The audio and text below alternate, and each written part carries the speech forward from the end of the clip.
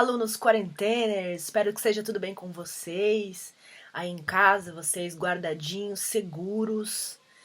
Que a gente tem que ter um pouco de paciência para tudo voltar ao normal, para isso a gente precisa se proteger e ficar em casa guardadinho. A princípio, nós vamos retomar as nossas aulas por esse meio de videoaula, as aulas de teatro e as aulas de artes. Eu, assim como vocês, organizei o meu tempo, separei um cantinho aqui da minha casa.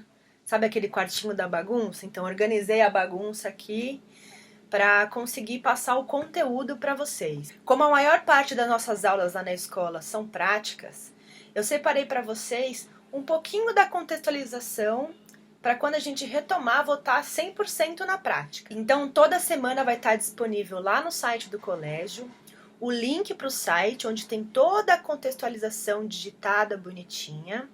Vai ter sempre o link da videoaula e também vai ficar disponível para vocês uma atividade no Maestro ou para vocês mandarem para mim por ClassUp. Todo vídeo eu vou explicar como vai ser o tipo da atividade. Então, separe um tempinho desse tempo que vocês têm aí para ficar comigo e realizar a atividade. Vamos lá? Então vamos lá, meus queridos alunos do ensino médio, primeira e segunda série. Essa é a aula 7 e essa aula vai falar sobre as linguagens artísticas através do tempo, considerando a idade medieval.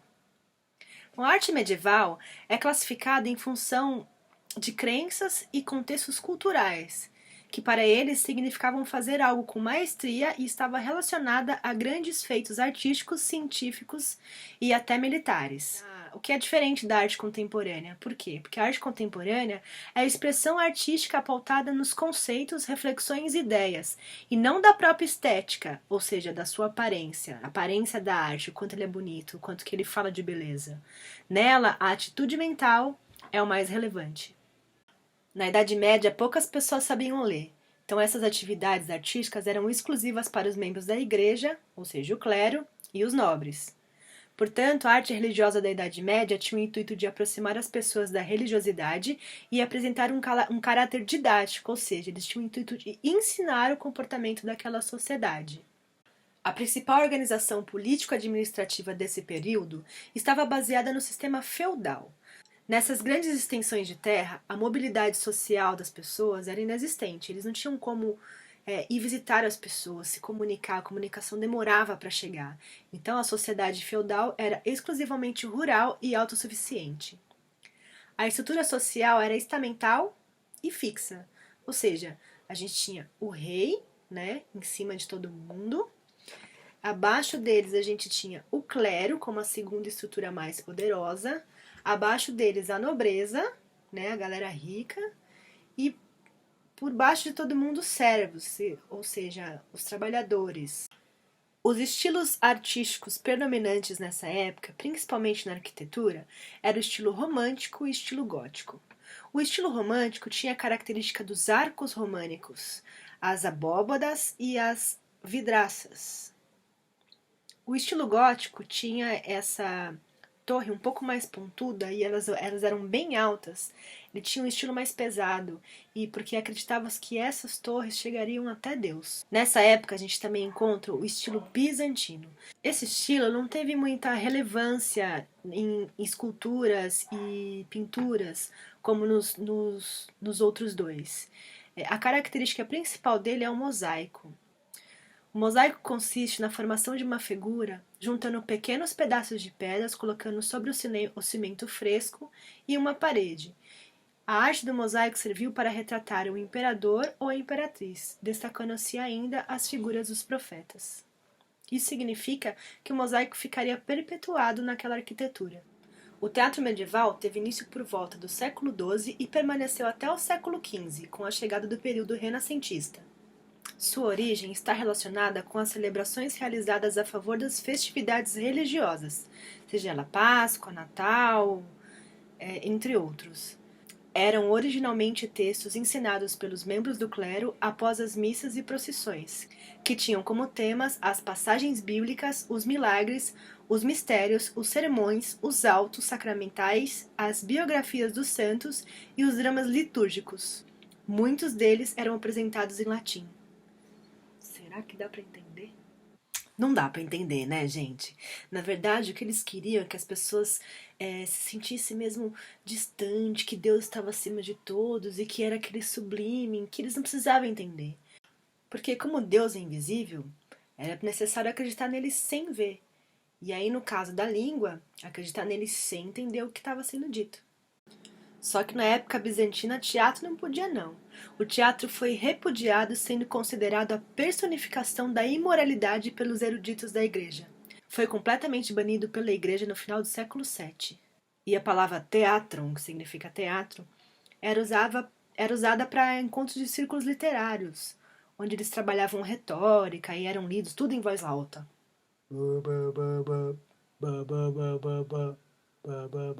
Acabou a expressão, gente.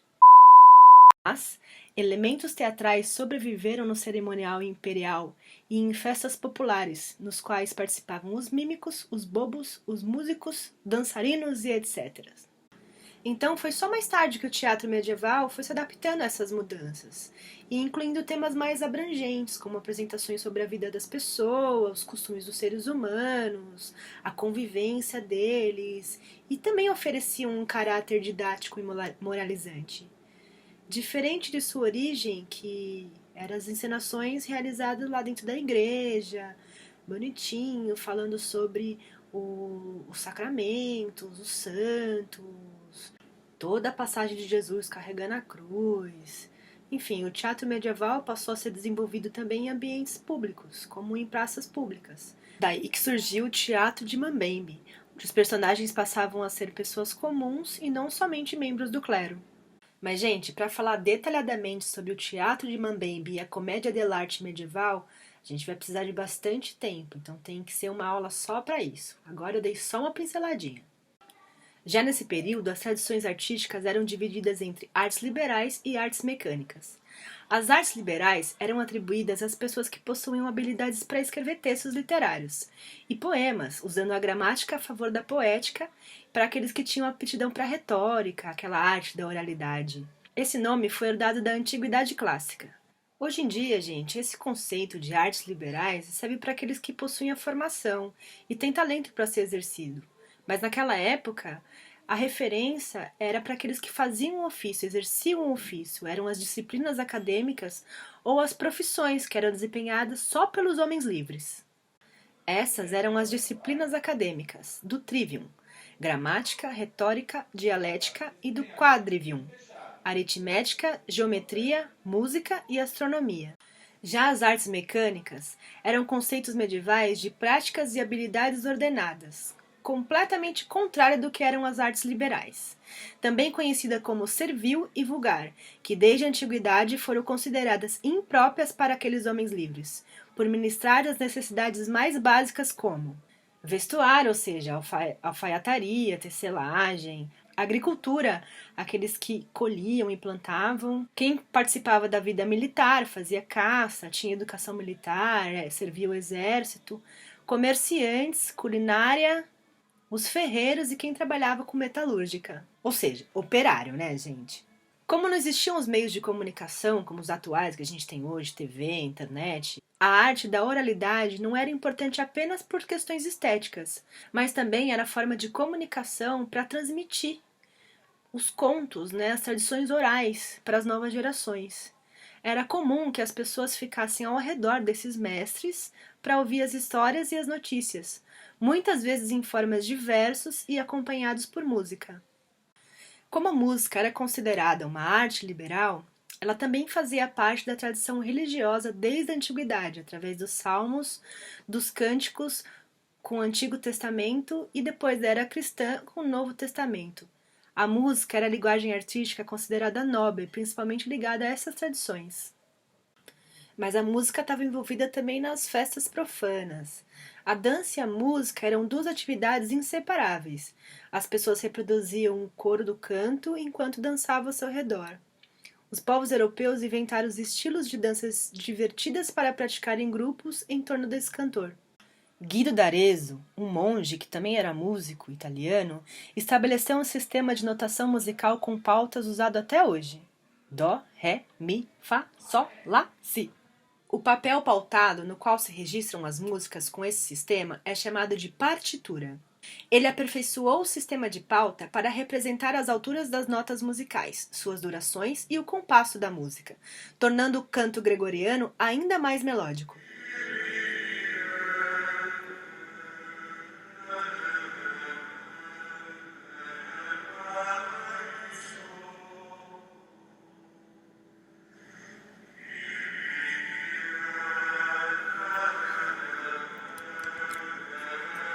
É isso então, meus queridos alunos do ensino médio. Essa é a aula da semana. Eu preparei para vocês um site que é para vocês acessarem também. Lá tem todo o textinho contextualizado. E para vocês também acessarem a plataforma do Maestro. Lá tem 3 perguntinhas objetivas para você responder e vai ficar disponível do dia 4 até o dia 13/5. Só essa semana, tá? Depois isso fecha. E a entrega da sua atividade, além de contabilizar a sua nota, valerá a sua presença. Um beijo e até semana que vem. Tchau!